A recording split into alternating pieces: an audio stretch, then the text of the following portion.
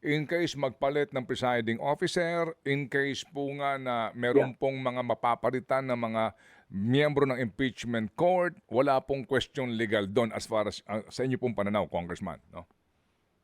Kasi aside ang akin lang to remove yung mga questions of constitutionality. Kasi nakikita ko, alam mo naman to, magiging madugutong laban dito, no? So, ma-entangle ito to a lot of constitutional issues, eh. Na if you want the proceedings to go on na medyo mabilis ang konti, remove of incidental issues, kailangan bawasan mo yung mga possibilities na pupunta sa Supreme Court. Eh. Like, ako, may nakikita pa rin akong question. Tuwing pagbubukas kami ng Kongreso, ina-adapt namin yung rules of dating rules to govern the proceeding, yung to allow the body to investigate in aid of legislation. You have to readapt and then you have to publish. And then ito rin impeachment rules. You have to readapt or adapt and publish. So ang tanong, because hindi hindi nabubuhay beyond the two Congresses. I don't know about the Senate.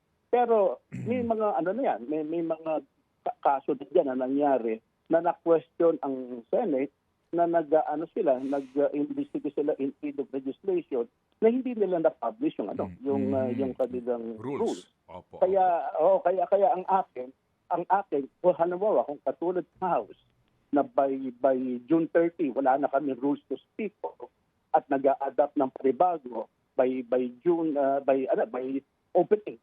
Yung agad na ginagawa namin, opening this time around will be July 28. Ano ngayon ang rules na gumagana Okay. during the CDJ adjournment before the opening Opo. of the new Congress? Yun ang yun Opo. kasi meron kang mga gagawin kasi nakita ko doon sa mga schedule na ginagawa na merong naka-schedule na pre-trial pre-trial from June 24 up to July. That is already beyond the 19th Congress. Ang akin, baka magkaroon ang pagkakataon ang ibang tao to question ano yung ginawa nyo during that period na supposedly wala na rules dahil tapos na ang ng Congress. Kaya ako, inaano ko na gawin na lang na hanggang July 28 na wala nang activity before. Ayun. So, sasabihin ng mga tao, ang tagal, ganun din naman nangyayari yan Pag halimbawa, you allow na pumapanig sa Supreme Court, nagkakaroon ng issue, and then sasabihin, when the impeachment court resumes, sasabihin may prejudicial question dahil meron i-resolve pa ang Supreme Court, titigil din sila. Okay. Yun ang akin. Sige. So para matulungan natin si Congressman Boy at maipaliwanag ito, Nikki, napaka-critical nitong issue na binabanggit niya.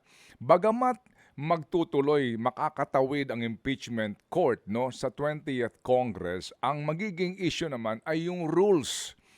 Kasi sabi nga ni Congressman, yung rules na ipinatutupad ginagamit ng 19th Congress, bago mo magamit yan sa 20th Congress, you have to manifest sa plenaryo na ina-adapt namin ang parehong rules na ito, bagamat kinakailangan pa rin ng publication requirement.